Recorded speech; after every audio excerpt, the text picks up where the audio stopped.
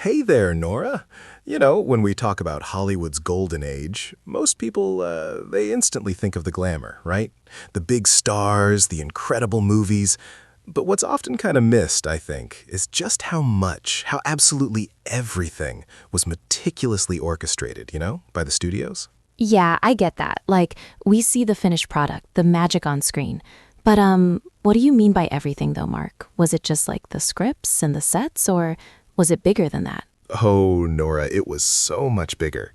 Imagine not just making the films, but owning the theaters they played in, owning the talent, owning the very stories, the contracts, the public persona.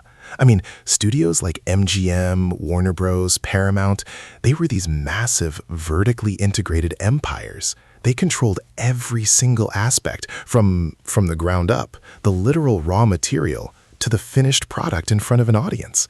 It's wild when you think about it. Wow, so like, they weren't just film companies, they were almost like self-contained universes then. That's, kind of mind-blowing. Like, way more than just a production house, right? Exactly. Self-contained universes. And part of that, a huge part, was their star-making machinery, as they called it. MGM famously boasted they had more stars than there are in heaven, and they meant it. They didn't just sign actors, they practically invented them. Seriously. They'd scout young talent, often teenagers, put them on these grueling 7-year contracts, and then, well, they'd transform them. Transform them? Like with acting lessons? Or was it, more drastic than that, Mark? Oh, much more. It wasn't just acting, it was everything. Voice coaching to lose regional accents, dance lessons, makeovers for their physical appearance, even dental work.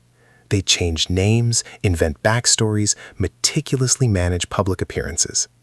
Like Norma Jean Mortensen becoming Marilyn Monroe, or Lucille LeSueur transforming into Joan Crawford. The studios crafted these personas, these flawless idols, to sell to the public. They were products, essentially, designed for maximum appeal. It was really calculated. Wow, that's intense. So like the studios didn't just cast people, they literally fabricated the stars we ended up falling in love with. It makes you wonder, like, who was the real person underneath all that studio polish? Precisely. The real person often got lost in the shuffle, or rather, had their lives meticulously managed. Those 7-year contracts, they were ironclad. Studios had options to renew year after year, almost indefinitely, if an actor was successful. And if you stepped out of line, well, they could suspend you, not pay you. They even had morality clauses. These weren't just for public image, they dictated private behavior. Studios could dictate who you dated, where you lived, what you said. It was total control. Wait, so they could tell you who to date? That's just insane. Like, no personal life at all?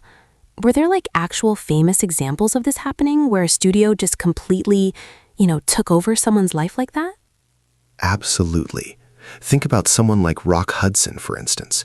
His entire public image was carefully constructed as the ultimate leading man, a ladies' man, a desirable bachelor. Meanwhile, he was a gay man, and the studio, Universal, worked tirelessly to keep that secret. They even arranged marriages, or at least public relationships, to maintain the facade. It was a brutal system, Nora. The studios invested so much in these stars that they felt entitled to control every aspect of their existence to protect that investment. It was a heavy price for fame. And this control wasn't just about the stars. It extended to the films themselves. While we celebrate these iconic movies today, like Casablanca or Gone with the Wind, they were very much products of the studio system.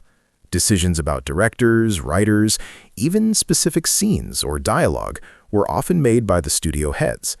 They had an overarching vision, or, a mandate for what kind of films their studio produced. So, like, directors didn't have as much artistic freedom as we might think they did today? I always kind of pictured, a brilliant director just calling all the shots. But it sounds like it was more of a collective, studio-driven effort then, right? Yeah, exactly.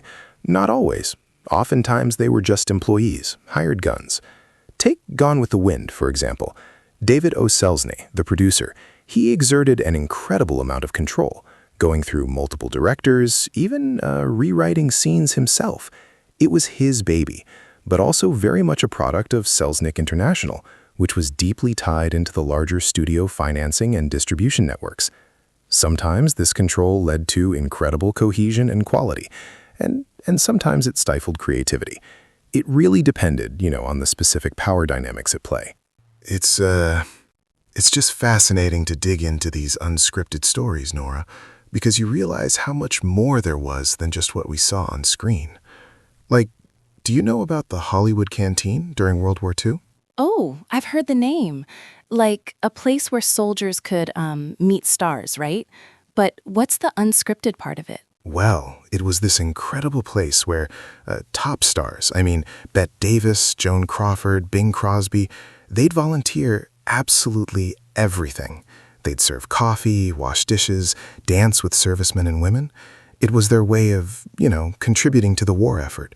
But it was also this really unique, almost raw glimpse into these stars.